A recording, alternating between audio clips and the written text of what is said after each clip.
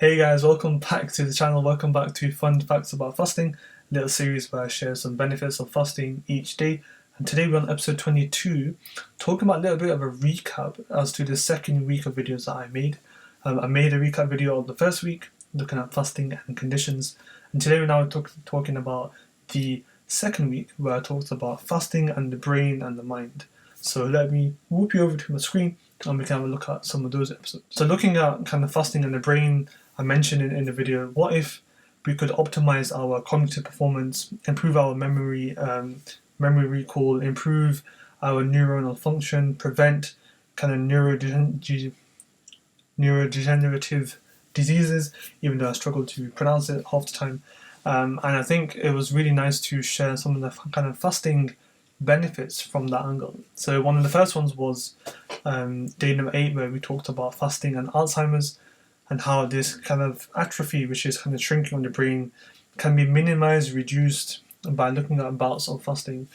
And it's interesting, when I did research for this episode about how a lot of the ketone bodies that form when we fast can actually be really pivotal to our brain's kind of fuel, because our actual brain enjoys using those ketone bodies as fuel. And it was nice to kind of share the notion where a lot of people have termed Alzheimer's type 3 diabetes, for various reasons, especially that notion of the impaired insulin dysfunction and how it selectively and particularly affects the brain. And we know that type 2 diabetes affects everything, but how, if you wanted to isolate it, we know that from the brain point of view, how Alzheimer's disease affects the neuron dysfunction, and it's due to parts of insulin kind of dysfunction in terms of the receptor, and how a lot of people then termed it type 3 diabetes.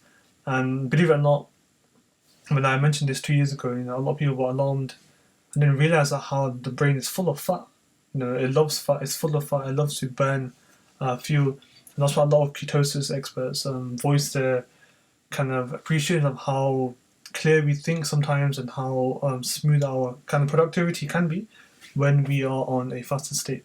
But it was good to share some interesting information about how we can reduce our likelihood of a condition where we thought it was just part of aging. And a lot of people used to think Alzheimer's disease was just part of aging, but it really isn't in a lot of cases. And we can use fasting as a strategy, amongst many, to avoid our likelihood of getting that condition. Moving on, we talked about hormonal balance in day number 9, especially how there's a whole host of hormones that play a key role in how we live, and sometimes naturally and physiologically they do change, the levels do change as we get older, as we go through certain phases in our life. But a lot of the times there are unfortunate imbalances, or unfortunate chronic imbalances, where they become quite harmful for our body, and how fasting can actually help to regulate these hormones where possible. So serotonin, dopamine, oxytocin, insulin, very key hormones that play a huge role in how we behave and how we are and how our body functions, and how fasting can actually help to regulate that, so it can keep it in a nice balanced state where possible, so we're not underexposed to these hormones and we're not overexposed to these hormones. So it was interesting to share some of those tips in day number 9. Day 10, we talked about stress, about how fasting can actually help stress, especially from a slightly indirect point of view. We've got physical stress, i.e. oxidative stress in our body, and how fasting can help against that.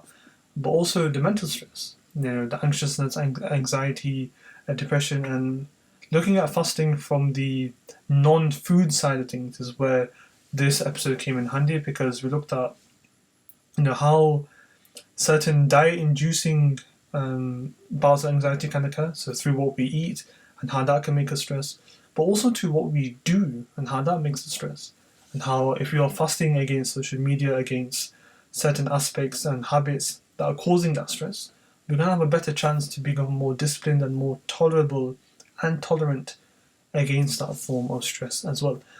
So I enjoyed making that episode day number 10. We then talked about in day number 11 fasting and confidence, and how, especially for myself, for many years I improved my confidence through fasting because of the many aspects I learned on how to, I didn't know I could go 18 hours, 20 hours without this. I didn't know I could do this while fasting, play sports while fasting.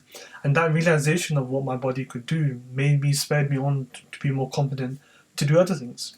We had a notion about how fasting can boost certain hormones to make us feel more confident as well, which was really integral. And I shared that for quite a few kind of lists of benefits that fasting does to make us feel more confident. And I think that's something we all want to do.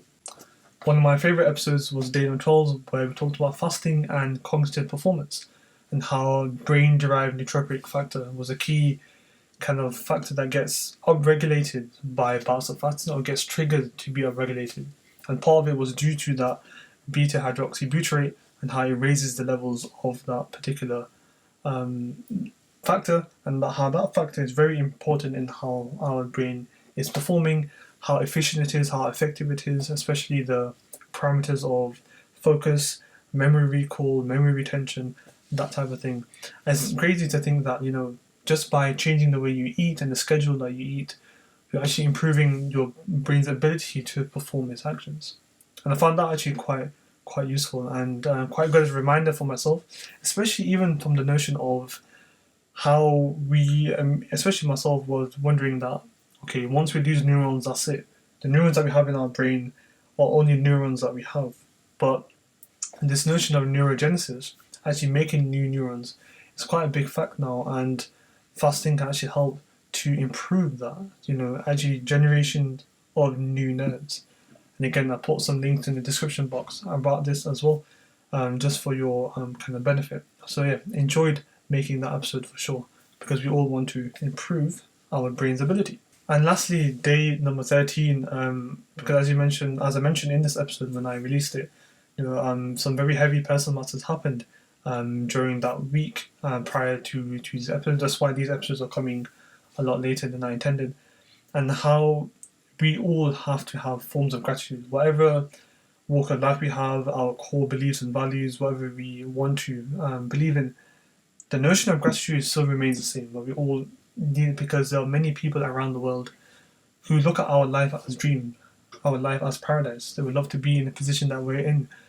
And it makes us realize that how grateful we are sometimes, or how we take things for granted. And how actually when we fast and when we employ bouts of fasting, it makes us think about, especially when we break our fast, wow, some people are going through this on a daily basis. Because as I mentioned in the episode, there's many people who fast without a choice. They never heard of a 5-course meal. They never had a shop they can get hot meal from, or an app on their phone that they can just press a button and 20 minutes later there's food right outside their house. It makes us realize that, sometimes how grateful we are and how we should constantly reflect, me first and foremost, and how, so not lucky, but how grateful we should be for the position that we're in and how we can hopefully make use of it to help other people less fortunate. And very personal, very powerful episode, I feel, and I'm glad that I was able to share that as a reminder to myself and hopefully as a reminder to all of you. So that was a little recap on that phase of the series, looking at day, I think, 7 to day 13, looking at the brain and the mind and the many kind of factors fasting can actually help in that space. So if you're new to the channel and you kind of landed on this episode, I hope you enjoyed the little snippets that I've just shared. If you want to watch the full videos, do check them out on the playlist, Fun Facts About Fasting, on my channel, so you can watch some more in-depth videos of those different items, looking at the brain and the mind. But I hope you enjoyed the series so far. I hope you've been enjoying the episodes I put together. Again, do check me out on Instagram, because I put little Instagram reels related to this episode. So you can check them out if you don't want to watch the full version. But I would appreciate if you are able to subscribe if you would like to. If you enjoyed the channel, it would help me and the channel out a great deal. And if you want to follow me on Instagram for more of the kind of behind the scenes content, shorter content, do check me out, Aamir.phd. But in any case, I shall see you tomorrow. Take care.